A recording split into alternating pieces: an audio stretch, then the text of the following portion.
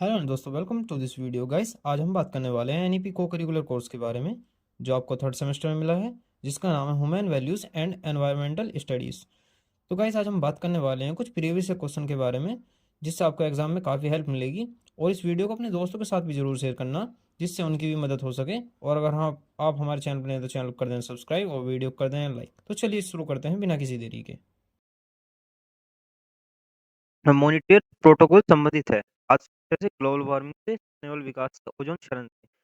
Correct answer आपका D, ozone क्षरण से। ये हमारी ओजोन परत को नुकसान पहुंचाता है। सेकंड क्वेश्चन है, 1992 में अर्थ समिट किस देश में हुआ था? तो इसका पहला ऑप्शन है चाइना, कनाडा, भारत, ब्राजील। तो यह ब्राजील देश में हुआ था। थर्ड क्वेश्चन है आपका, भारतीय सरकार ने वायु अधिनियम किस वर्ष में बनाया था? 1991 में, 1981 में, 1982 में, 2001 में। तो इसका करेक्ट आंसर आपका 1981 में भारतीय सरकार ने वायु अधिनियम बनाया था। क्वेश्चन नंबर 4 है, भोपाल गैस त्रासदी की विषैली गैस कौन सी थी? भोपाल में एक टैंक फट गया था जिसमें मतलब गैस थी। उसके फटने से कौन सी गैस बाहर निकली थी, जिसका नाम है आपका मिथाइल आइसोसाइनेट। इससे बहुत नुकसान हुआ था लोगों के लिए। नंबर 5 आपका मानव पर्यावरण पर स्टॉकहोम सम्मेलन कहाँ हुआ था? स्टॉकहोम सम्मेलन हुआ था, वो कहाँ हुआ था? स्वीडन में, ऑस्ट्रिया में, भारत में, ग्रीस में। तो इसका करेक्ट आंसर आपका स्वीडन में। क्वेश्चन नंबर 6 है आपका, यूरो सेकंड मानक का संबंध है।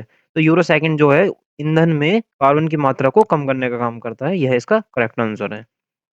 क्वेश्चन नंबर 7 है, पर्यावरण के लिए निम्नलिखित में से कौन सा पेड़ हानिकारक माना जाता है? यूकेलिप्टस, बबूल, नीम, अमल, ताश। तो ये तो हमारे लिए सारे फायदेमंद होते हैं। ये वाला क्या है, हानिकारक होता है। तो यही इसका क्या है, करेक्ट आंसर है। क्वेश्चन नंबर 8 है आपका, श्रीमद् भागवत गीता की मूल भाषा किस भाषा में लिखी हुई है? संस्कृत, पाली, उर्दू, हिंदी। तो इसका करेक्ट आंसर आपका संस्कृत भाषा। यह है श्रीमद् भागवत भागवत गीता, हमारी मूल भाषा संस्कृत में लिखी हुई है। भागवत गीता में कुल कितने अध्याय हैं? 21, 18, 52, 25। तो इसका करेक्ट आंसर आपका 18।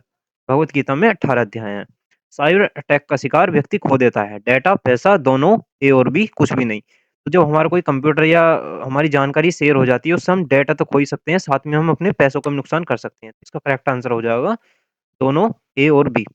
खाद श्रृंखला में इंटरलॉकिंग बनाता है।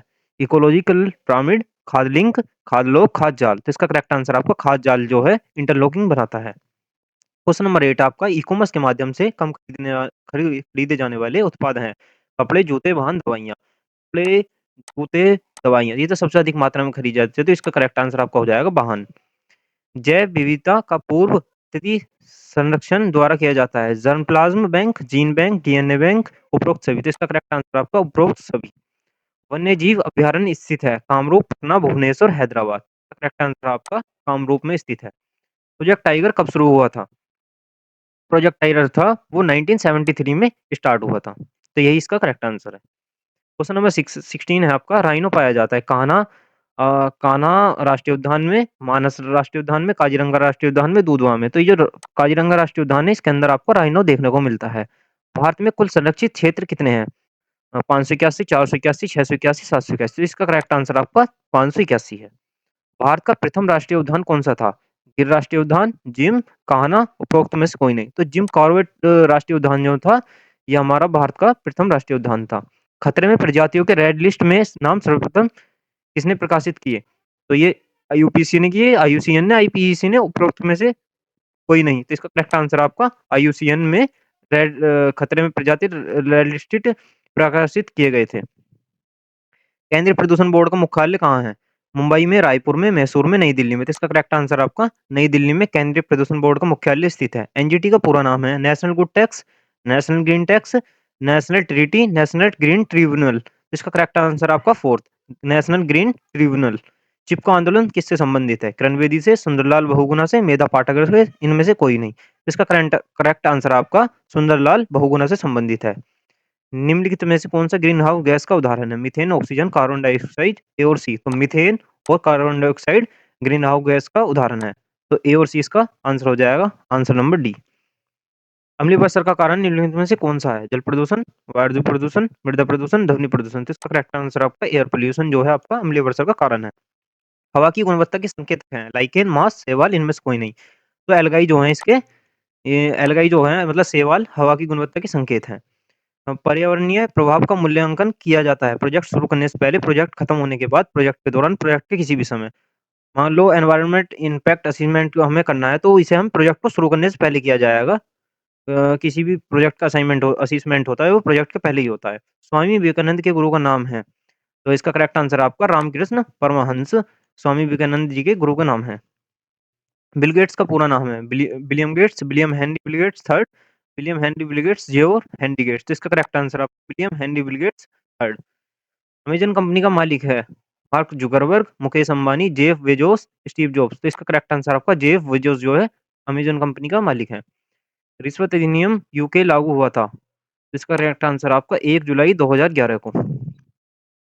क्वेश्चन नंबर 35 है, निगमनीय शासन का सिद्धांत किस पर आधारित है? रामायण पर, महाभारत पर, भगवत गीता पर। तो इसका करेक्ट आंसर आपका भगवत गीता पर आधारित है। शब्द इकोलॉजी प्रतिपादित किया है आर हैस ने, वोल्फे ने, एजी टेंसले ने, ई हैकले ने। इसका करेक्ट आंसर आपका ई हैकले ने। वृक्ष रहित वायोम है घास के मैदान का, टुंड्रा क्षेत्र का, रेतीले क्षेत्र का, उपरोक्त सभी का। इसका करेक्ट आंसर आपका उपरोक्त सभी का। एक प्राकृतिक पारिस्थितिक तंत्र किस पर निर्भर करता है? मनुष्य पर, पौधों पर, जंतुओं पर, स्वचालित होता है। तो ये जो है प्राकृतिक पारिस्थितिकी तंत्र है, स्वचालित ऑपरेटेड होता है, ये ऑटोमेटिक चल जाते हैं। तो इसका आंसर करेक्ट डी होगा। एक खाद्य श्रृंखला प्रारंभ होती है मृत पदार्थ से, नाइट्रोजन से, फिक्सेशन से, प्रकाश संश्लेषण से, श्वसन से। तो इसका करेक्ट आंसर आपका प्रकाश संश्लेषण। खाद्य श्रृंखला में 10% ऊर्जा संचरण का नियम किसने दिया? Tansley, Weismann, Lindeman, Stanley. तो इसका करेक्ट आंसर आपका सी हो जाएगा, लिंडेमैन।